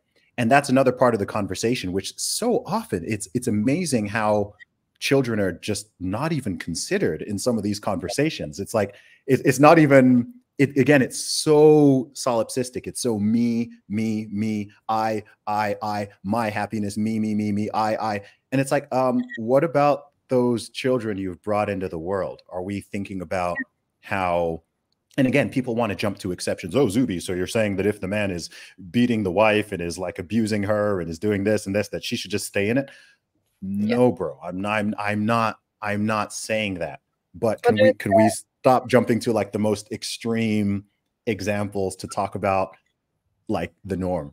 Yeah, there was an article in the New York Times that, like, this woman was talking about her divorce, and it was called like "Divorce is a Radical Act of Self-Love," and she has children, and nothing in the article justified the decision other than, you know, I'm getting a bit bored and I think there's more fun and excitement out there. And then she just mentions the fact that she has like 2 or 3 children, and it's but then I wonder, is that not an argument? Because if you say that, you know, secular people, you know, if you've not got the worldview to get married, don't get married. But then aren't we going to have loads of children growing up with just like cohabiting parents? Don't we already? Yeah, true. Like what's the difference between that and what we've got now? Like that's the reality of it. So that's why, you know, you were asking me about optimism. You know, short term, I'm pessimistic. As long as the laws, the society, and the culture remain as they currently are, I'm shorting marriage. Right? Like if I were a betting man, right, and the technology, like I'm like, nope. Until these things get fixed, individually or collectively, no. But long term, when it comes to almost everything, I'm long term optimistic. Okay. Almost everything. If I look at the trajectory of humanity, you know, it's kind of like the overall stock market, right? It generally trends upwards, and you have corrections, you have recessions, you have cycles where, you know, I think we're in a massive overcorrection on everything. I think we're in an overcorrection on gender issues, on racial issues, on financial and economic issues, on housing issues, on mental health issues, on physical health issues. I think we're just in a freaking overcorrection. The West got fat, happy, and complacent, and is now undermining everything that made it so successful to begin with. That's how I view the West. Right? So do you think my generation has it worst, and then it's going to get better for the next one? Well, your generation simultaneously has it better than every previous generation and worse. They're both true. It depends on what you're looking at. Are you looking at life expectancy and health outcomes and liberty and freedom and safety and not being involved in plagues and wars and that, like, you literally are like the most privileged generation ever, right? I'm in one of the most privileged generations ever. But if you're talking about relationships and marriage and mental well-being and you know, even things like food and, you know, what people are putting in their bodies, like all of this stuff, it's like, whoa, there's all these new challenges that people's grandparents and great-grandparents didn't necessarily have to deal with. So I think we're just in this massive overcorrection. When I look at the West, the greatest threat to the West, or to the USA, to the UK, whatever, to these individual countries, it's themselves. It's not, oh, foreign invaders, or like a plague is going to wipe us out, or famine, or it's like, like I said, we're fat, we're happy, we're complacent. We don't need God anymore. Literally, we're rejecting God. We don't need that anymore. We're rejecting family. We don't need that anymore. We're rejecting all the things that keep. If you imagine a table with like 4 legs, you're breaking off each of the legs and expecting the table to stay standing.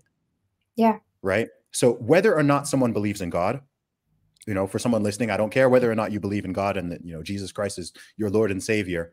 But if you are from the UK, if you are from the US, Western European countries, these are countries founded on Christian ideals and principles. Yeah. They are. Right. And even in everything from the laws to like it's all infused in that. Even if you yourself individually are not a believer, you cannot deny the history, right? Like it's there, right? You see, what are the grandest and most beautiful buildings in our nations? They are churches and cathedrals, right? What's every hospital named after? St. Mary, St. George. Like it's like it's so infused, and it's like there's just this sort of cultural amnesia of just like, we don't need. Do we really need fathers? Do we need God? Do we need like?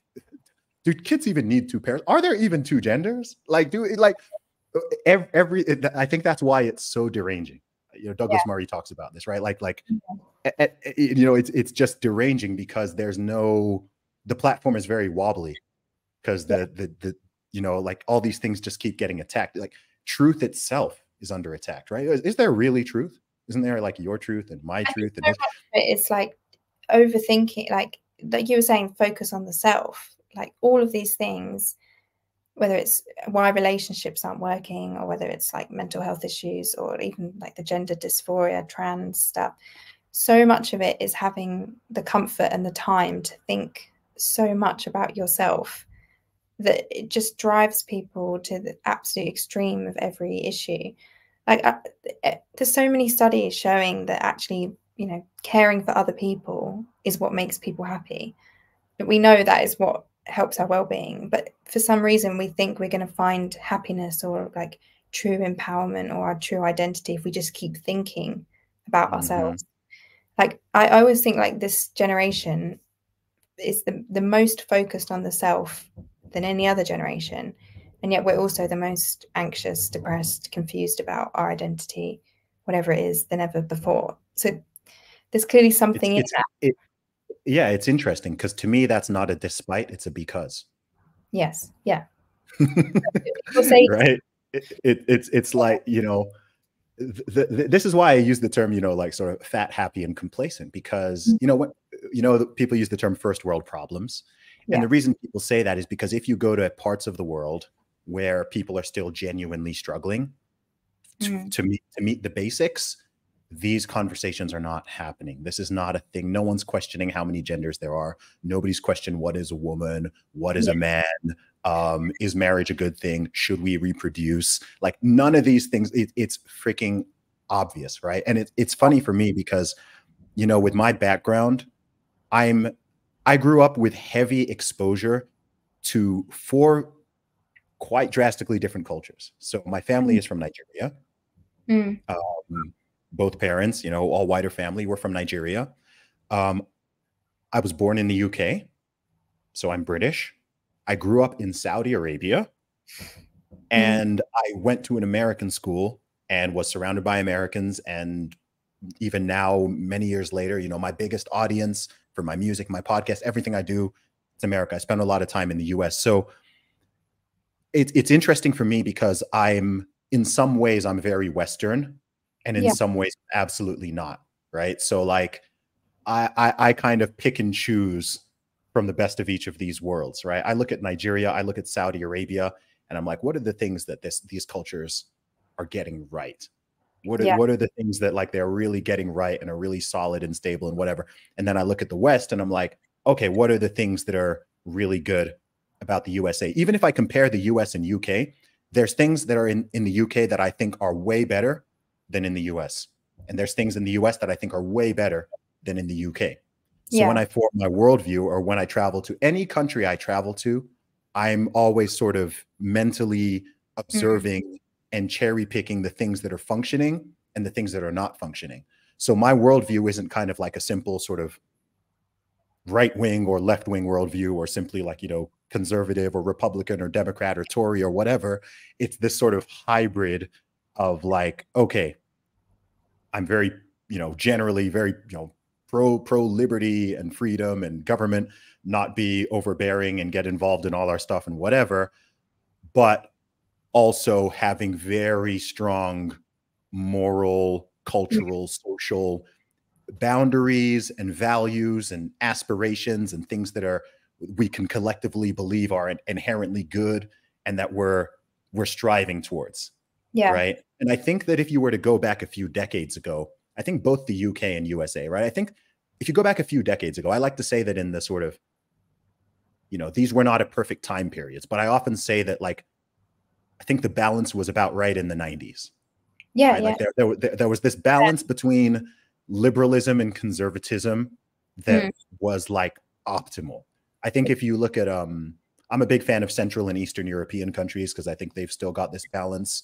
I think certain parts of Central and South America, like they've got this balance between, okay, we're not like so hardline conservative that we're like smashing down people's civil rights and freedoms, and we have like unfair inequalities and mistreat, you know, all of that stuff, which by the way, the West also went through, right? USA, extremely obvious, right? It took a long time for everyone to get the same equal rights.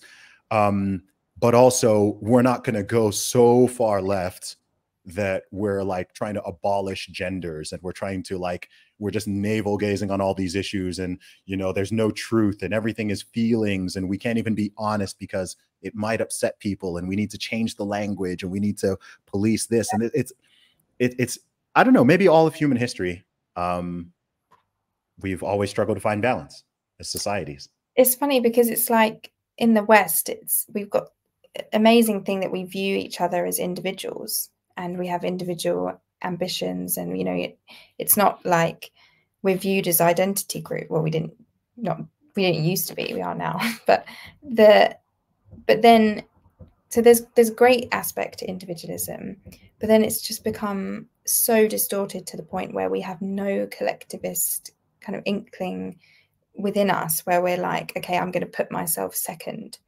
It's like, even if things like having children, it's so kind of hard for young people to comprehend because of the amount they would have to sacrifice themselves, because that individualism has been so instilled in them. And I think I do, because obviously your upbringing is unique, that you've seen different cultures.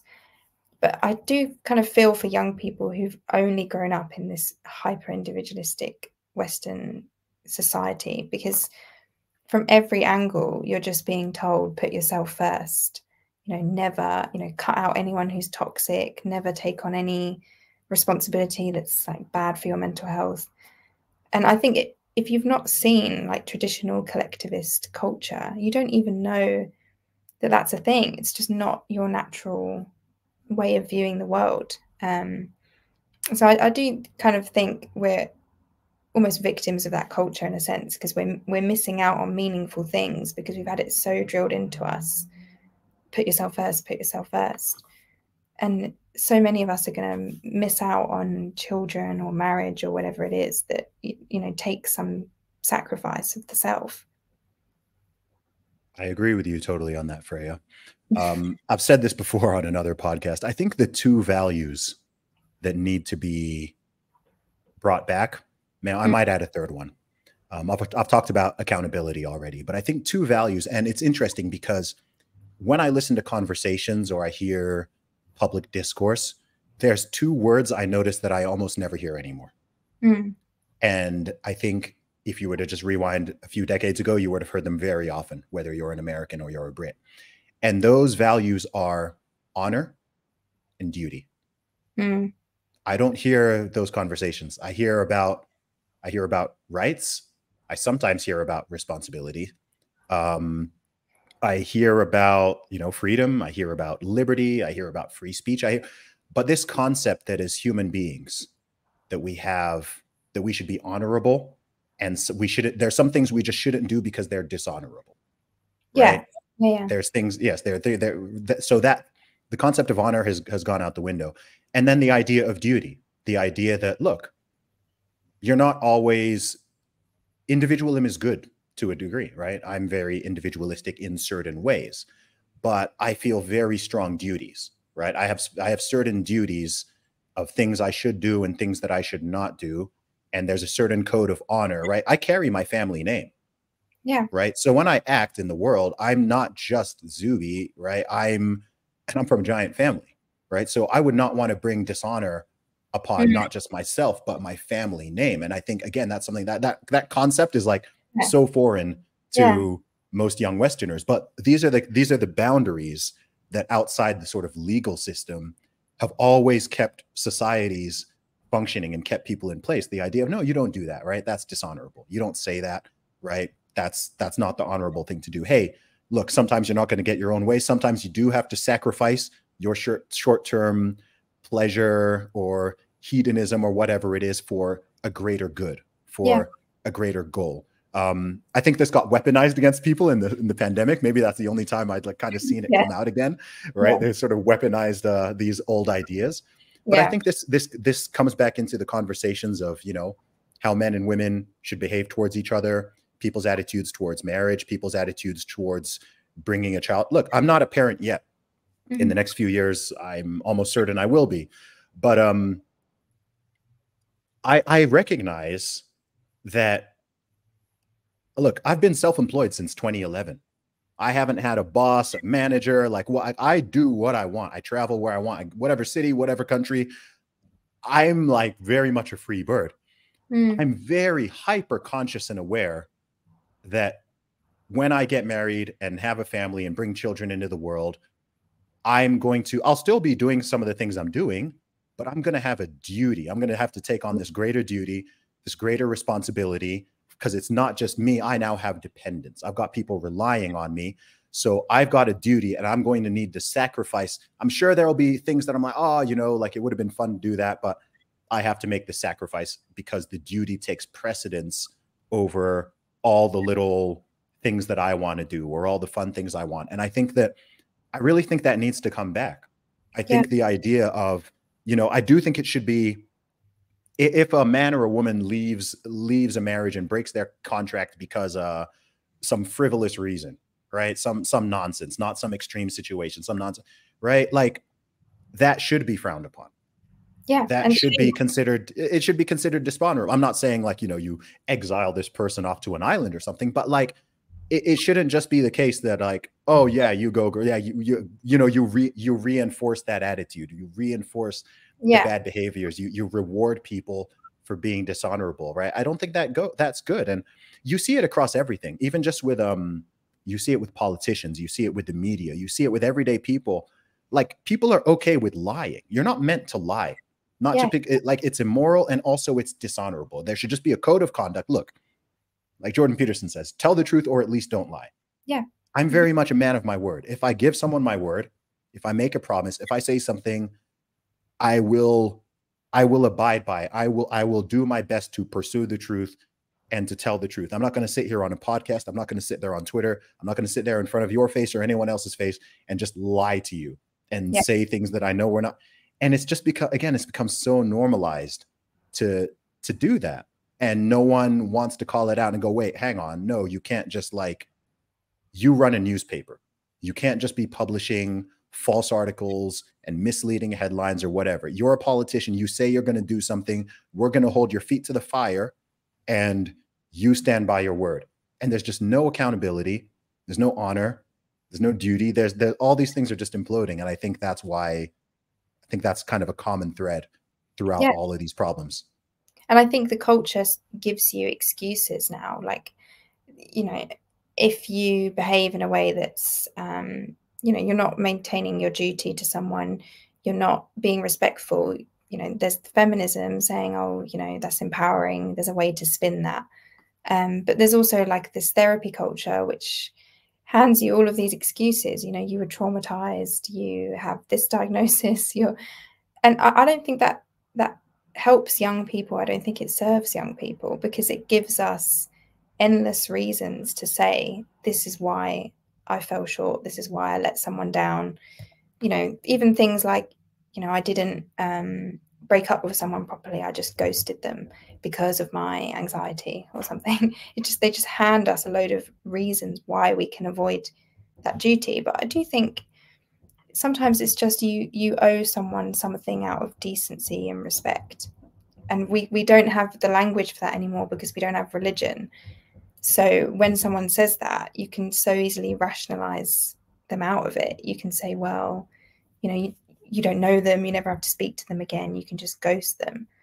But we've lost that sense of, you owe someone something. And I don't think you can get that back without religion. I do think there needs to be a higher duty to something above yourself. And if you don't have that, then anything can be justified and rationalized. I think those are very important observations, Freya. I've described it to people like this. And, these conversations are interesting because, I know that thousands of people listening to this are people of faith and thousands of people are not. And thousands of people are agnostic, right? I've got a very diverse audience in the true sense. And the way I've explained this to people, regardless of someone's beliefs or lack thereof, is that there always has to be something at the top of the hierarchy. So if you are a religious person, whether you're a Christian, you're a Muslim, you're a Jew, whatever, what's at the top of the hierarchy? The top of the hierarchy when it comes to power and when it comes to good, and when it comes, the top of the hierarchy is God. God is above yourself. God is above the government. God is above any other ideology or political philosophy or anything like that, right? God is above capitalism. God is just at the top, right? That's the greatest good. And the thing is, if you, from a purely logical and rational perspective, is if you, like if you just imagine a hierarchy, right? Like think of that tree. If you remove God, hypothetically, something still has to be at the top of it. Yeah. Just rationally speaking, there has to be something there. Now someone could say that for them it is science or it's empiricism. For someone else, it might be critical theory. It might be gender ideology. It might be feminism, right? There's people who absolutely, as women who absolutely feminism is their religion. They view the entire world through a feminist lens. There's people who view the entire world through a racial lens. There has to be something at the top, right? It could be yourself, right? Okay, I'm at the top. Yeah. But that can lead to narcissism. It can lead to hedonism. It can lead to nihilism. It could just be, well, what's the point of it, right? If we're just a bunch of apes, right, that have evolved over millions of years on a spinning rock that's flying around a glowing fiery ball, and we're just animals, and beyond some fluffy idea of consciousness, right, we're no greater than any other animal, then it leads to a lot of the weird conclusions that we're getting to. Because at that point, you can rationalize almost everything, right? You can just be like, well, we put down animals. Why can't we put down humans? Yeah. Right? And this is happening. This is happening in parts of Europe. This is happening in Canada, or whatever. It's like, well, if you no longer believe that human beings have an element of God infused in them, if you don't believe that we have a soul, if you don't believe that human life itself is sacred, then it naturally leads to many of these other worldviews, just from a very sort of logical perspective. So I think that's where we are. I don't think I saw this article by Louise Perry, which was really interesting, where she was basically, she's not a believer herself, but she was basically saying, like, we're basically picking between Christianity and paganism, right? Oh, yes. Like did you read that? And I thought that was such an interesting article, because it's like, it's spot on. You can't just have this sort of vacuum. And what we've also seen is that when you have that vacuum, it does not get filled in with totally rational thinking and, science. And no, it's not the religious people who are out there saying that there's infinite genders and that men can get pregnant. Like, I don't know. There's no serious religious person believes any of that. So it's funny because, we may get criticized because people are, oh, well, you're not rooted in science.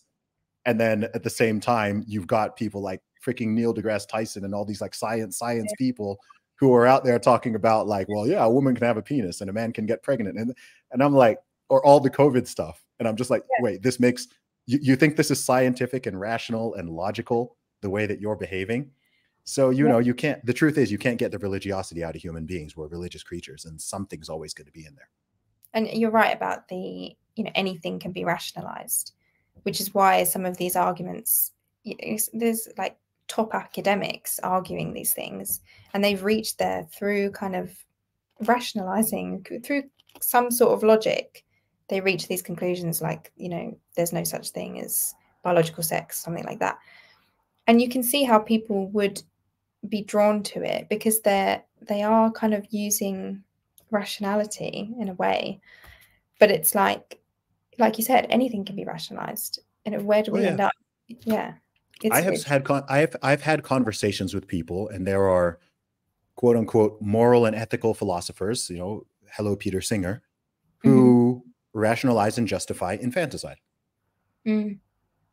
I've had conversations with people in the real world, not many. I've had conversations with people who otherwise are sane, who are completely irreligious, who are very follow the science types people. And they think that infanticide is justifiable, especially in certain conditions. On what grounds? And okay, so no secret to anybody, I'm pro-life. I think abortion is wrong. I think it's immoral. You're killing a human being, innocent human being, intentionally. I think that's wrong. I'm sure you've heard the argument that, my body, my choice. I'm sure you've heard the arguments for abortion up until the point of birth, right? With no limits. I'm sure you've heard those arguments. Okay. Mm-hmm. So the question, even from a pro-life perspective, is, well, what's so magical about the birth canal, right? Like whether you kill the child at 38 weeks inside the womb or outside, what's the difference? You're doing the same thing, same stage of development, same human being, same everything, right? What's the difference? So the flip side of the pro-life argument is like, yeah, what's the difference? Yeah. What's the difference between terminating, quote unquote, terminating a pregnancy, right? Killing a child at 37, 36, 37, 38, whatever weeks, versus doing it after they're born? You can make virtually all the same arguments, right? So someone like Peter Singer is like, yeah, well, the logical follow through is up until the child has reached some point of what we'll call like memory development or consciousness or whatever, right? Because you can make an argument that, you know, a newborn is not exactly like self-aware and whatever, right? Yeah. You know, so their argument is that personhood, right? Because they separate humanity from personhood, and they'll say, well, you might not be a person until 6 months or maybe 2 years old or whatever. Once you start forming your own memories, having your own experiences with people and whatever, like that's the argument that they make. It's a very rational, sort of progressive. If you accept their original axioms, this is where you end up. And this is not something new. Infanticide has happened all through human history. I remember growing up, you know, not that long ago, China got rid of their one-child policy. I think they only got rid of it in the 2000s, right? But I remember when, you know, in the 90s and in the early 2000s, whatever, like thousands, millions of people in China were just abandoning their children on the side of the road or just dropping them off in forests or whatever. A lot of children that were adopted from China to parts of the West were children who were just newborn babies, just found abandoned, right? Because the government says you can only have one child. So, you know, a woman has a second, and they just abandon it. It's happened in lots of different cultures, lots of places around the world. Like infanticide is not some new thing. Human beings have reached that conclusion before. And we're going back to this morality or lack thereof where such things can be justified, right? I'm sure you've seen the people who advocate for euthanasia. Again, it started with, okay, this is just for people with like extreme terminal cancer and their excruciating pain or what. Now you've got people who are still in their teens. You've got people in their early 20s who are being euthanized for mental health reasons. There's nothing fundamentally wrong with, right? Like this is real. It's happening right now. Canada, in some parts of Canada, this is one of the leading causes of death. Think about that. Oh my God.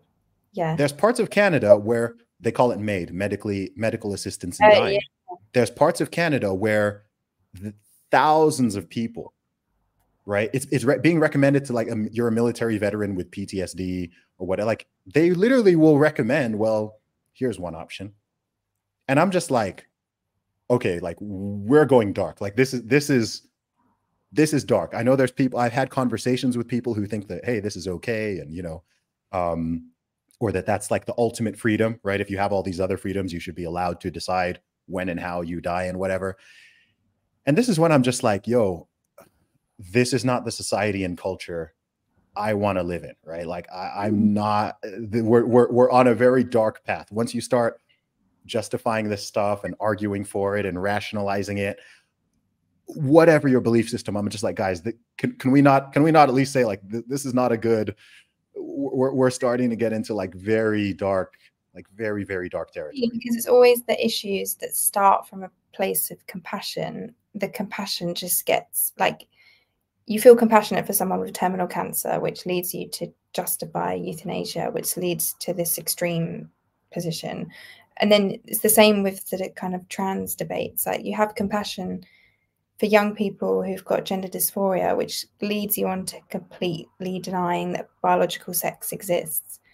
Or you've got like compassion for women who've been through sexual assault, and then that becomes like, believe every woman who ever, it's kind of like, I've written before about how it's almost like if we're going to talk about toxic masculinity, there's also kind of like a toxic femininity, which is, you know, if toxic masculinity is caring too little, the flip side is caring too much, where your compassion just gets more and more extreme to the point where it's actually really dark. The end result is really dark, but it started from a place of, you know, I feel for these people, for vulnerable people. And I don't think people realize that that can happen. Like, just because it looks like the most kind thing to do, it does not mean that we won't end up in this like dystopian scenario, which is happening in so many different areas. It really is. I think a lot of those ideas also stem from the idea that, and, you know, I've spoken to people who consider themselves secular humanists. And one of the very sort of popular views that you hear from them is everything is about minimizing suffering, right? Yeah. Minimizing human suffering. So it's this idea that we're not, you know, suffering is something to always be avoided, sometimes no matter the cost, even if the cost is death, right? People shouldn't suffer. So that sounds noble on a very surface level, but when you think of it in depth, it can reach really gnarly conclusions. Yeah. Right. Because if someone is going through some sort of physical pain or mental pain, number one, that this isn't just part of the human experience, and something that we can embrace and learn from, and is a challenge.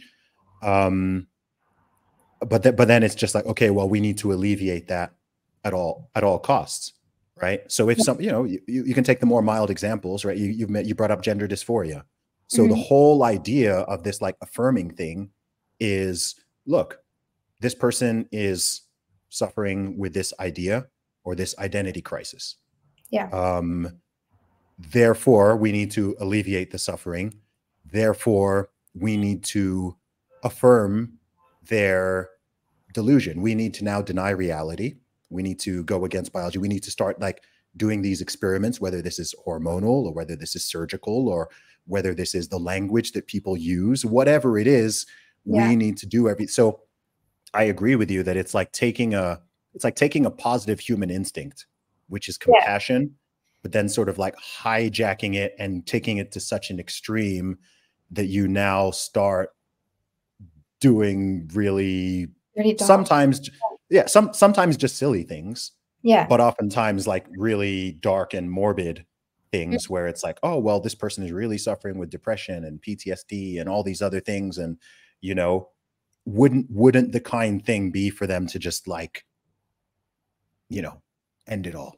Isn't that the, and also from the liberty angle, right? Sort of like, who are you to, they like the word force, right? Who are you to force this person to go through this thing? Who are you to force this person to go through with this anguish? And so I think that's the thread I see through a lot of those topics. And I think, again, with the increased secularization, in your words, people don't have the language or the correct framework to think about these outside any boundaries beyond, you know, hard science and hard rationality and, you know, logical conclusions that are completely devoid of any aspect of something being sacred, or human life itself having like a really, you know, being different from other animals and set apart, right? Like, because that's the thing. It's interesting because I noticed, like, when I talk to people who are like fully atheistic, meaning that they're not even agnostic, right? They don't even like to sort of entertain the ideas of God and religiosity, is they're very careful to or afraid of invoking any type of religious language. So words like sacred, words like soul, obviously the word God, they, you know, they might refer to the universe, or, you know, obviously evolution and this, but like, they don't want to, the way I view it is like, I view it almost like forcing yourself to see the world in black and white. Or gray, you know, in grayscale, right? So it's almost like you're artificially limiting the potential things that could be going on. You brought this point up earlier when people are talking about mental health. People are happy to talk about certain things. They're happy to talk about drugs that people could be using and the effect that, you know, maybe the antidepressants or SSRIs or whatever it is, they're happy to talk about that. They're happy to talk about technology and the impact of social media. They're happy to talk about the climate change anxiety. They're happy to talk about the housing crisis and the cost of living crisis and how this can affect people mentally. They're very afraid to talk about broken families and the impact of that, or the impact of fatherlessness. And they're even more afraid to talk about the absence of religiosity and the declining religion. And this is even funnier because even according to the most secular, completely non-religious studies, is religious people on average are happier. Yeah. Religious people on average do live longer. They are more likely to have successful marriages. They are more likely to have children and have more of them. Again, none of this should be surprising, right? It's kind of obvious, but like all of these things are known, but no, we can't talk about that, right? As soon as you say the word God, you're the weird person in the room. We're past that. We can't even like intellectually consider such an aversion to it. Like the culture is just, I feel like it's become so such, like, if you're not raised in a religious household, when people use religious language, it's like a real aversion to their argument. But I come across so many things where they can be justified and rationalized, but something in me is just like, there's something wrong about that. Like, I was watching a debate about artificial wombs, and this guy was kind of giving rational arguments why we could have artificial wombs, that kind of, there was logic to them. But if you're not religious, it's really hard to express, actually, no, there's something sacred about the woman, you know, having a baby in her womb. But exactly, you have same to with the surrogacy conversation. Yeah, then you have to start using language like, you know, the souls are connected, because there's no other language to describe it. And so playing God. Yeah, so we lose, if you're not religious, you kind of lose that argument because you can't invoke those words. And so you just get, someone can rationalize it and you just have to go along with it. But there is something, I do really feel like there's something, you know, when you just sense that something is going against human nature. And even Absolutely. If you can't find a rational argument, it's just like, we should not be going there. Yeah. And do you know why I believe that exists? Is because human beings are made in the image of God. Yeah. And we do have something within our hearts, our consciousness, our soul, which determines, everyone has a, you know, people use the term moral compass, right? We have a moral compass. If you look at other animals, it's not a moral compass, right? It's just like survival and instinct, right? Yeah. It's not like, okay, we need that's really what it comes down to. And human beings have that in our nature. We have an animalistic nature, but even within us, even the most, even like criminals, even people who do horrible things, even they know that they're doing the wrong thing. Yeah, yeah. Right? Unless you have someone who's a true psychopath, they've got like some proper mental illness, right? They still know right from wrong. They choose to do wrong and they choose to engage in it. And all of us do this to some extent. And again, from a Christian perspective, this is because of original sin. This is due to, you know, we have free will, so we have the choice to do right. We have the choice to do wrong, but that is ultimately our choice. But we know, so that sensation you're talking about, you are absolutely correct. It's interesting. I don't know if you've ever heard of the concept of, what do they call it? I think it's called the wisdom of revulsion. No, never heard of it. Which is that the idea of the wisdom of revulsion, I think it's called that, is that there are certain things that you can just hear or see, and you might not be able to articulate exactly why something is morally wrong or why it shouldn't be done, right? You brought this up with the artificial womb, right? So outside of using any type of religious language or talking about souls or talking about playing God or anything, from a hard rational perspective, this person talking might sound right, but you have the wisdom of revulsion. Even you don't need to be religious to have this, right? Like, you just hear something and you know it's wrong. Yeah. You might not be able to articulate exactly why, right? Like, and you see this, right? Someone might come out there and have some because you know, someone might be wanting to, oh gosh, I don't even want to like talk about certain things because they're so gross, right? Someone might be trying to justify necrophilia. Yeah. Yeah. Right. And you have an intense revulsion of just like, that is morally and ethically wrong. It's not wrong because like,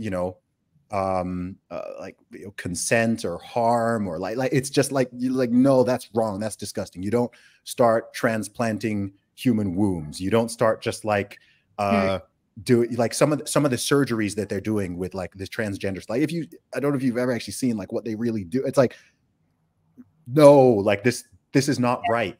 Like this is just wrong. Like that. So that's the concept of wisdom of revulsion. Just like, you may not be able to perfectly articulate why something is immoral or why something is wrong or why something should be done, but just in your gut, in your soul, ew, like that's like that's not right.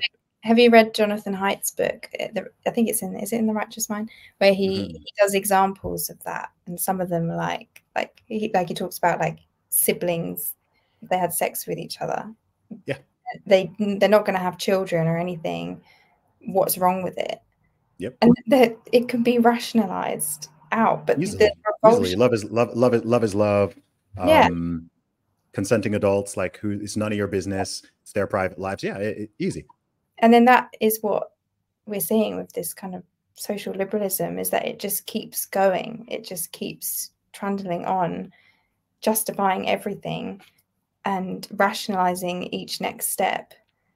And it is endless because, without that religious language, we don't actually have a strong argument against a lot of this stuff, because they have the rationality on their side. And when you start talking about souls and the feeling, it looks like you're losing the argument. Because people just will mock anything that sounds religious. We're in interesting times. Freya, we've gone on for like twice as long as I normally do my podcast, but it's been such an interesting conversation, and there have been so many diversions. I feel like we could talk for another few hours. But I know you said that you are feeling somewhat pessimistic about it all. But what do you think? Okay, speaking specifically to your generation, what do you think that what do you think? Okay, actually, you know what? Let me change this question. Not even explicitly talking to your generation, but talking to your generation and to older ones. What are the things that you think we can do in a society and as individuals to help Gen Z win? Like, how can we support and just create a better environment and climate on all of these different issues and more, to ensure that the younger generations are the future? So we want to empower people in the true sense and help people to win. What can be done? Well, I think a lot of what you were saying, I was just thinking about it. Like, I do just think young people are lied to very often out of compassion or out of not wanting to kind of hurt feelings. And I think that's happening with all of the issues we've spoken about. They're being lied to that, the gender stuff, that you're never going to find love and loyalty from anyone and you should just give up. They're being lied to that, you don't have to have a sense of duty. You can blame it on your mental health. You can blame it on society. I feel young people, both men and women, are kind of craving that honesty. Even if they don't know that's what they're craving. Like, we can see it with young men being drawn to Andrew Tate and Jordan Peterson and people who are actually saying some honest truths. And I think young women want that as well, because we're being lied to constantly.